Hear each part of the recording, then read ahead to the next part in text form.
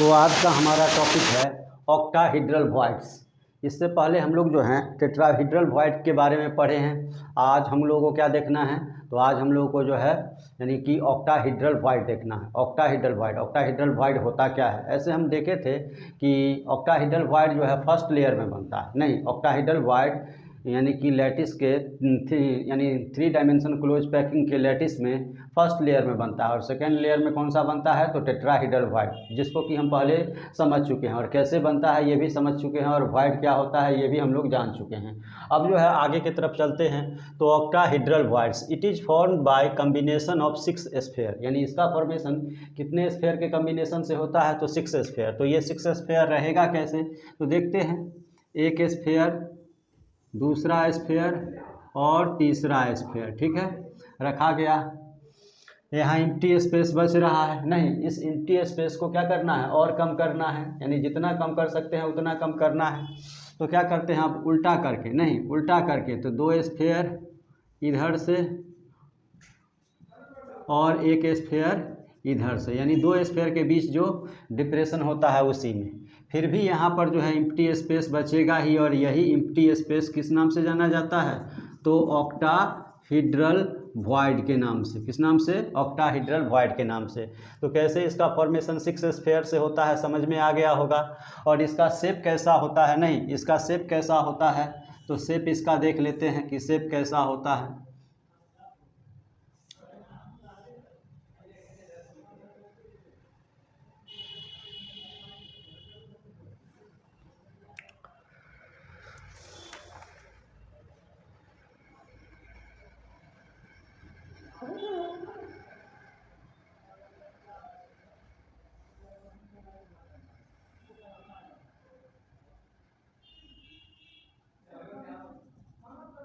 तो ये geometrical shape इस तरह का होता है। नहीं, ये ज्योमेट्रिकल शेप इस तरह का ऑक्टाहेड्रॉन जिसको कहते हैं, नहीं जिसको ऑक्टाहेड्रॉन कहते हैं। तो ये जो है ऑक्टाहेड्रल वॉइड का ज्योमेट्रिकल क्या हो गया? तो ये उसका ज्योमेट्रिकल शेप हो गया, नहीं ज्योमेट्रिकल शेप हो गया, ठीक है। अब जो है इससे रिलेटेड एक इम्पोर्टेंट फार्मूला हम लोगों को पढ़ना है। वो फार्मूला क्या है? तो number of octahedral voids equal to होता है n। इससे पहले हम लोग पढ़े थे number of tetrahedral void equal to क्या? तो 2n। तो number of octahedral void equal to क्या होता है? तो n। और n वेयर क्या होता है? तो वेयर n इजकल टू होता है, नहीं वेयर n इजकल टू होता है नंबर ऑफ पार्टिकल्स, नहीं, या नंबर ऑफ कॉन्स्टिट्यूएंट पार्टिकल, या number of particles present in closed pack structure. Number of particles present in closed pack structure.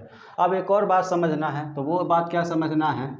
तो यहाँ पर जो एम्प्टी स्पेस बचता है, इस एम्प्टी स्पेस में जो है एक छोटा सा स्फीयर आ सकता है कि नहीं आ सकता है? तो एक छोटा सा स्फीयर इस एम्प्टी स्पेस में आ सकता है। तो ये बड़ा वाला स्फीयर, नहीं बड़ा वाला स्फीयर जो है इस क्लोज्ड पैक स्ट्रक्चर का फॉर्मेशन किया है, और ये छोटा स्फीयर यानी कि जो एम्प्टी स्पेस है जिसको ऑक्टाहेड्रल वॉइड के नाम से जानते हैं, ऑक्टाहेड्रल वॉइड को ये क्या करता है? ऑक्यूपाई करता है, स्मॉल स्फीयर। और लार्ज स्फीयर ऑक्टाहेड्रल वॉइड का क्या करता है? फॉर्मेशन करता है। नहीं, ऑक्टाहेड्रल वॉइड का क्या करता है? फॉर्मेशन करता है। तो हम लोगों को एक डेराइवेशन देखना है। वो डेराइवेशन क्या है? तो डेराइवेशन है radius ratio of octahedral voids, नहीं ऑक्टाहेड्रल वॉइड्स। तो यहाँ पर फिर यानी कि जिस तरह हम डेराइवेशन कहाँ किए थे? तो टेट्राहेड्रल वॉइड में किए थे, उसी तरह का डेराइवेशन हमको यहाँ भी करना है। तो हम वही जैसे वहाँ किए हैं वैसे ही मान लेते हैं। Let radius of sphere occupy octahedral voids equal to क्या है? तो R1। और radius of sphere form octahedral void equal to R2, ठीक है। तो यहाँ पर फिर हमको एक फिगर ड्रॉ करना होगा और उसी फिगर से हम क्या कर सकते हैं, तो ये रेशियो डिटरमाइन कर सकते हैं। और ये रेशियो क्या है, तो ये स्मॉल स्फीयर और लार्ज स्फीयर दोनों के रेडियस का रेशियो, ये रेशियो क्या है, तो ये स्मॉल स्फीयर और लार्ज स्फीयर के रेडियस का रेशियो है। नहीं तो एक और चीज़ लेट तो किए हुए हैं। अब जो है यानी कि edge length of unit cell equal to क्या मान लेते हैं, तो ए, और फिगर अब ड्रॉ करते हैं। नहीं, फिगर ड्रॉ करते हैं तो 4 स्फीयर बनाते हैं, ठीक है, 4 स्फीयर बनाते हैं। चारों स्फीयर के सेंटर को क्या कीजिए, मिला दिए। एक यहाँ पर स्फीयर आएगा, यहाँ पर भी स्फीयर डाल देते हैं। एक लाइन इस तरह ड्रॉ करते हैं, ठीक है। इसको ए, बी और सी मान लेते हैं। नहीं, ए, बी और सी मान लेते हैं। ये एज लेंथ हम क्या लिए थे, तो यहाँ से यहाँ तक का एज लेंथ ए, यानी जितना भी एज है इस यूनिट सेल का उसका लेंथ कितना है, ए। ये क्या होगा, तो ये R2 होगा। ये भी क्या होगा, तो R2 होगा। ये क्या होगा, R2, ये R1 और R1, यानी कि यहाँ पर 2 R1 होगा, और ये क्या होगा, तो R2 होगा। क्लियर हो गया। तो टेट्राहेड्रल वॉइड में रेडियस रेशियो डिटरमाइन करना बहुत ही आसान है। इतना चीज़ हम लोग कर लिए, यानी छोटा वाला जो स्फीयर था उसका रेडियस R1 और बड़ा वाला जो स्फीयर था उसका रेडियस R2 और यूनिट सेल का एज लेंथ A ले लिए। अब इन ट्रायंगल ABC में क्या लिख सकते हैं, तो लिख सकते हैं AC square equal to AB square जोड़ क्या होगा, BC स्क्वायर। तो AC square equal to A square plus A square. क्यों, क्योंकि दोनों का यानी AB और BC दोनों का लेंथ क्या होगा, AA ही होगा, क्योंकि जितने भी एज होंगे सभी का लेंथ AA ही होगा। अब AC square equal to 2A square, नहीं तो AC equal to root under 2A square. तो AC equal to root 2A। अब जो है AC का वैल्यू देखिए, तो AC का वैल्यू रेडियस के फॉर्म में लिखिएगा। AC का वैल्यू रेडियस के फॉर्म में लिखिएगा तो कैसे लिख सकते हैं, तो लिख सकते हैं R2 plus R1 plus R2 equal to root 2A। तो इसको ऐड कीजिएगा तो 2R2 plus 2R1 equal to root 2A। 2 common ले लीजिए तो R2 plus R1 equal to root 2, और A के बदले आप क्या लिख सकते हैं, तो A के बदले लिख सकते हैं R2 प्लस R2। नहीं तो यानी कि यहाँ पर 2 into R2 plus R1 equal to root 2 into 2R2। इस 2R2 दोनों इंटू में है, मल्टीप्लिकेशन में है, तो इधर आएगा तो किसमें, डिवीजन में हो जाएगा। तो 2R2 plus R1 by 2R2 equal to root 2 से 2 कैंसिल हो जाएगा। नहीं, अब फिर आगे चलते हैं। आगे तो बचेगा क्या, तो R2 plus R1 by R2 equal to root 2। अब जो है R2 by R2 plus R1 by R2 equal to root 2 cancel हो जाएगा, तो 1 plus R1 by R2 equal to root 2। तो R1 by R2 equal to root 2 minus 1। तो और आगे इसको लेके चलते हैं, तो R1 by R2 equal to root 2 का वैल्यू 1.414 माइनस 1। तो R1 by R2 equal to 0.414। और आप जानते हैं R1 मतलब क्या हुआ, तो R वॉइड का स्फीयर और R बड़का स्फीयर इजकल टू 0.414। तो यहाँ से भी हम क्या कर सकते हैं, तो अगर हमको नहीं वॉइड में जो स्फीयर है उसका रेडियस देता है और पूछता है वॉइड का फॉर्मेशन करने वाले स्फीयर का रेडियस क्या होगा, तो हम इस फॉर्मूला द्वारा क्या कर सकते हैं, कैलकुलेट कर सकते हैं। दूसरा क्या है, तो कहेगा वॉइड का फॉर्मेशन करने वाले लार्ज स्फीयर का रेडियस इतना है, तो वॉइड में रहने वाले ऑक्यूपाई करने वाले छोटे स्फीयर स्मॉल स्फीयर का रेडियस कितना होगा, तो ये आप कैलकुलेट कर सकते हैं। ये कैलकुलेट कर सकते हैं।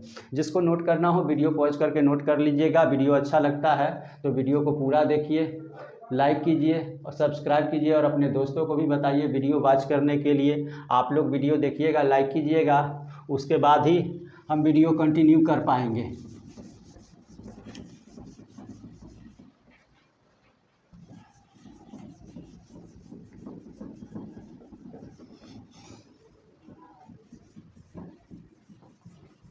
तो लास्ट में हम लोग फार्मूला कहाँ तक देखे हैं वो देख चुके हैं, ठीक है। लेकिन एक नोट करके हम लोगों को आगे देखना है। नोट करके क्या देखना है तो देखते हैं नोट करके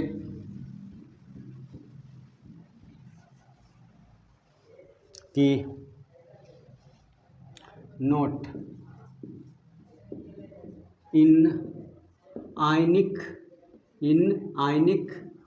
crystal R plus equal to 0.414 into R minus, where R plus equal to क्या हो जाएगा तो रेडियस ऑफ केटायन और R minus radius of anion, यानी कि आयनिक सॉलिड या आयनिक क्रिस्टल दिया हुआ है तो वहाँ पर अगर केटायन का रेडियस दे दे और एनायन का रेडियस निकालने के लिए बोले तो आप निकाल सकते हैं, या एनायन का रेडियस दे दे और केटायन का रेडियस कहे निकालने के लिए तो वहाँ पर आप क्या कर सकते हैं तो रेडियस डिटरमाइन कर सकते हैं। उसके बाद इसी से रिलेटेड एक टॉपिक है लोकेटिंग ऑक्टाहेड्रल वॉइड्स।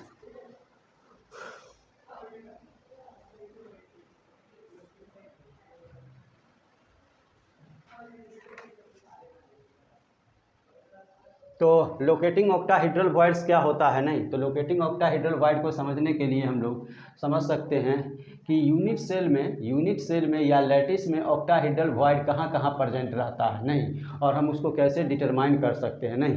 तो देख लीजिए इन FCC या CCP lattice octahedral voids are present at body center and edge center, body center and each edge center, body center and each edge center of lattice या unit cell कह सकते हैं, unit cell. तो दो चीज़ ध्यान में रखने वाला है यहाँ पर, क्या नहीं तो यानी कि FCC या CCP लैटिस में, नहीं FCC या CCP लैटिस में कहाँ कहाँ यानी कि ऑक्टाहेड्रल वॉइड प्रेजेंट रहता है तो बॉडी सेंटर पर, कहाँ प्रेजेंट रहता है तो बॉडी सेंटर पर, और कहाँ तो ईच एज सेंटर पे, तो दो पोजीशन हमको, इससे पहले हम लोग टेट्राहेड्रल पढ़े थे तो बॉडी डायगोनल पर, और कितने बॉडी डायगोनल पर तो 4 बॉडी डायगोनल पर, और यहाँ पर जो है बॉडी सेंटर और उसके अलावा कहाँ तो सभी एज सेंटर पर क्या रहता है तो ऑक्टाहेड्रल वॉइड प्रेजेंट रहता है, नहीं ऑक्टाहेड्रल वॉइड प्रेजेंट रहता है। तो ऑक्टाहेड्रल वॉइड्स डिवाइड्स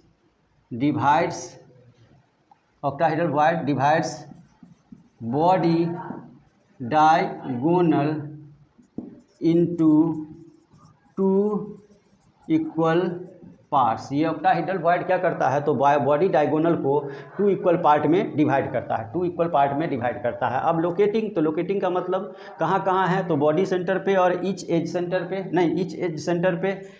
तो लोकेट तो कर लिए, कैलकुलेट कैसे करेंगे, नहीं लोकेट कर लिए, कैलकुलेट कैसे करेंगे तो दो तरीके से कैलकुलेट कर सकते हैं। तो number of atoms in FCC, तो कहाँ कहाँ तो corners plus each face, corner plus each face, तो कॉर्नर पे 1/8 इंटू 8 और ईच फेस तो 1/2 इंटू 6 1 3 यानी 1 + 3 यानी कि 4। तो हम लोग फार्मूला अभी कुछ देर पहले पढ़े हैं, क्या फार्मूला पढ़े हैं तो number of octahedral void equal to n, number of octahedral void equal to n। तो n का वैल्यू आपको कितना आया है तो n का वैल्यू 4, नहीं n का वैल्यू 4 यानी नंबर ऑफ एटम्स या नंबर ऑफ पार्टिकल्स कितना है 4, तो ये ऑक्टाहेड्रल वॉइड कितना हो जाएगा 4। और सेकेंड मेथड क्या हो सकता है, नहीं सेकेंड मेथड क्या हो सकता है तो number of octahedral voids, number of octahedral voids equal to कहाँ कहाँ, तो एक तो रहता है बॉडी सेंटर पे, एक कहाँ रहता है बॉडी सेंटर पे, क्योंकि बॉडी सेंटर जो है किसी भी यूनिट सेल में एक ही होगा, बॉडी सेंटर किसी भी यूनिट सेल में क्या होगा, एक ही होगा। और बॉडी सेंटर होगा कौन यूनिट सेल में, तो यहाँ से इसको इस तरह और यहाँ से इसको इस तरह क्रॉस कीजिए, तो ये बीच वाला जो सेंटर पॉइंट है, यही सेंटर पॉइंट कौन सा है, तो बॉडी सेंटर है। यही सेंटर पॉइंट कौन सा है, तो बॉडी सेंटर है। तो बॉडी सेंटर प्लस कहाँ रहता है, तो each edge centre, each edge centre. तो बॉडी सेंटर पे आप जानते हैं 1 रहता है, नहीं बॉडी सेंटर पे 1, और ईच एज सेंटर, तो एज कितना होता है, तो एज 12, एज पर कितना पार्ट रहता है, तो 1/4 पार्ट। एज कितना होता है, तो 12, और एज पर कितना पार्ट रहता है, तो 1/4 पार्ट। तो 3 टाइम्स, तो 1 + 3 यानी कि कितना हुआ, तो 4। तो दो तरीके से हम लोग क्या किए, तो ऑक्टाहेड्रल वॉइड को डिटरमाइन कर लिए, नहीं ऑक्टाहेड्रल वॉइड को क्या किए, डिटरमाइन कर लिए, ठीक है। उसके बाद जो है, नहीं उसके बाद जो है हम लोगों को नोट करके कुछ देखना है, नोट करके कुछ देखना है।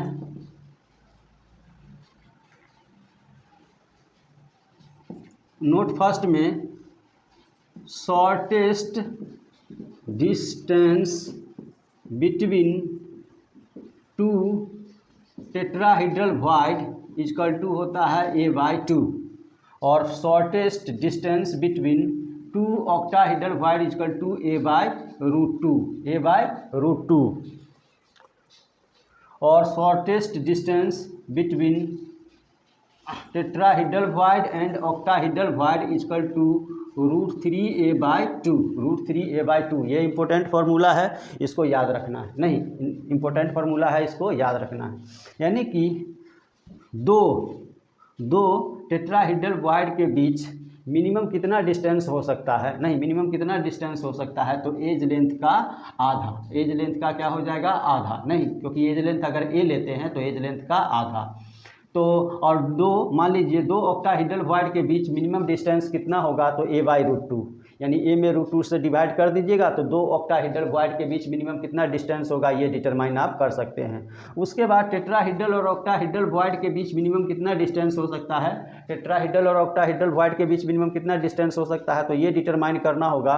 तो आप √3a में 2 से डिवाइड कर दीजिए, तो मिनिमम डिस्टेंस आपको पता चल जाएगा।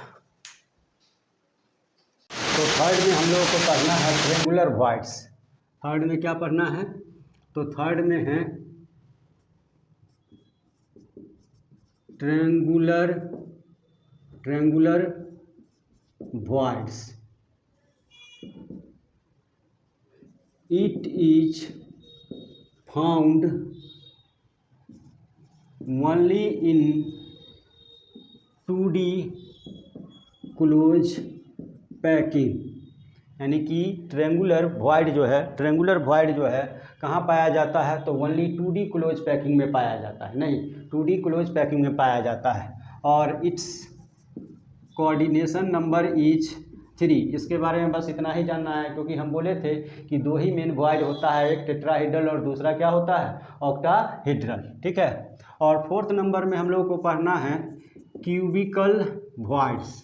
क्यूबिकल वॉइड्स, तो it is found in simple cubic lattice in 3D में हम सिंपल क्यूबिक लैटिस पढ़े थे, वहीं पर 2 लेयर के बीच, वहीं पर हम बताए थे 2 लेयर के बीच जो है क्यूबिकल वॉइड क्या होता है, पाया जाता है। 2 लेयर के बीच क्यूबिकल वॉइड पाया जाता है। और इट्स कोऑर्डिनेशन नंबर इज, वहाँ भी हम लिखाए हुए हैं 8, इट्स कोऑर्डिनेशन नंबर इज 8। तो बस यहाँ पर एक ही पॉइंट याद रखना है कि ट्रेंगुलर वॉइड में कोऑर्डिनेशन नंबर 3 होता है और क्यूबिकल वॉइड में 8 होता है, जो कि हम लोग पहले भी पढ़ चुके हैं, नहीं जो कि हम लोग पहले भी पढ़ चुके हैं। अब जो है उसके बाद का टॉपिक हम लोगों को देखना है, तो उसके बाद का टॉपिक क्या है, ठीक है, चलते हैं उस टॉपिक के तरफ। तो उसके बाद का जो टॉपिक है, नहीं उसके बाद का जो टॉपिक है वो है coordination number. Coordination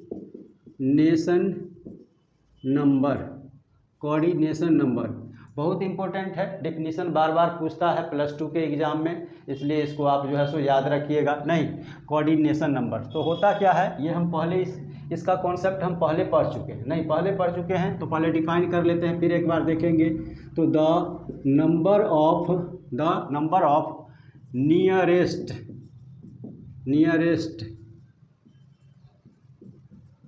neighbouring atoms to a particular atom in a close packed structure is called coordination number. Is called coordination number. कहने का मतलब हुआ कि एक स्फीयर बना दीजिए, ठीक है, या कोई क्लोज्ड पैक स्ट्रक्चर बना दीजिए, कोई क्लोज्ड पैक स्ट्रक्चर क्या कीजिए, बना दीजिए।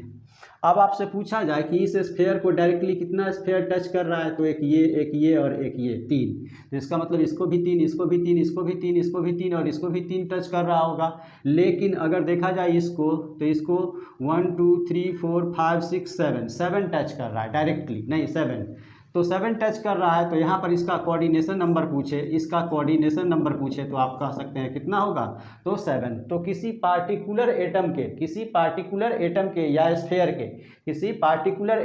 स्फीयर के चारों तरफ यानी कि डायरेक्टली टच करने वाले या डायरेक्टली उससे जुड़े हुए एटम की संख्या को क्या कहते हैं, कोऑर्डिनेशन नंबर। और ये हम कहाँ से डिटरमाइन करते हैं, तो क्लोज पैक्ड स्ट्रक्चर से। कहाँ से, क्लोज पैक्ड स्ट्रक्चर से, ठीक है। अब ये कोऑर्डिनेशन नंबर किसको डिटरमाइन करता है, तो इट डिटरमाइंस द स्ट्रक्चर और geometry of crystalline solid, but it does not accurate determine the geometry of crystalline solid, ठीक है। यानी कि ये क्रिस्टलाइन सॉलिड का क्या डिटरमाइन करता है, तो स्ट्रक्चर या ज्योमेट्री को। किसको, स्ट्रक्चर या ज्योमेट्री को। कहने का क्या मतलब हुआ, तो कहने का मतलब हुआ कि कोऑर्डिनेशन नंबर का वैल्यू देख करके आप बता सकते हैं कि उस क्रिस्टलाइन सॉलिड का स्ट्रक्चर या ज्योमेट्री कैसा होगा। और पीछे के क्लास में हम लोग पढ़े हैं कोऑर्डिनेशन नंबर, और वहाँ पर जो है सो सिंपल कौन होगा, बॉडी सेंटर्ड कौन होगा, फेस सेंटर्ड कौन होगा। तो उसी तरह यानी कि कोऑर्डिनेशन नंबर से हमको उसका स्ट्रक्चर या ज्योमेट्री का पता चलता है। लेकिन but it does not accurate determine the geometry, लेकिन ये जो है यानी एक्यूरेट ज्योमेट्री डिटरमाइन नहीं करता है। एक्यूरेट यानी सही ज्योमेट्री का आकलन नहीं करता है। यानी कि ये नहीं कह सकते हैं कि कोऑर्डिनेशन नंबर द्वारा जो ज्योमेट्री डिटरमाइन किया गया है वो 100% सही होगा, नहीं 100% सही होगा, यानी कि वो एक्यूरेट डिटरमाइन नहीं करता है। क्लियर है। उसके बाद इसी से रिलेटेड एक पॉइंट हम लोग को देखना है, इन ionic crystalline solid value of coordination number depends on radius ratio. अब ये क्या होता है, तो आयनिक क्रिस्टलाइन सॉलिड में कोऑर्डिनेशन नंबर का वैल्यू जो है किस पर डिपेंड करता है, तो रेडियस रेशियो पर। नहीं, यानी कि रेडियस रेशियो से हम कोऑर्डिनेशन नंबर का वैल्यू क्या कर सकते हैं, पता कर सकते हैं। रेडियस रेशियो से कोऑर्डिनेशन नंबर का वैल्यू हम क्या कर सकते हैं, पता कर सकते हैं। तो उसको हम लोग देखते हैं कि रेडियस रेशियो होता क्या है। तो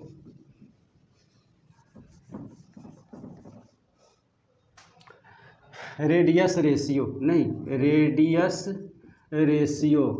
रेशियो होता क्या है, तो the ratio of radius of cation and radius of anion is called radius ratio,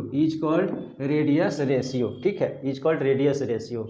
यानी कि radius of cation and radius of anion के रेशियो को क्या कहते हैं, रेडियस रेशियो। इसका मतलब हुआ कि radius ratio is equal to हम क्या फार्मूला लिख सकते हैं, तो radius ratio is equal to formula लिख सकते हैं radius of cation by radius of क्या हो जाएगा, तो रेडियस ऑफ एनायन, नहीं रेडियस ऑफ एनायन, ये रेडियस रेशियो निकालने का फॉर्मूला हो गया।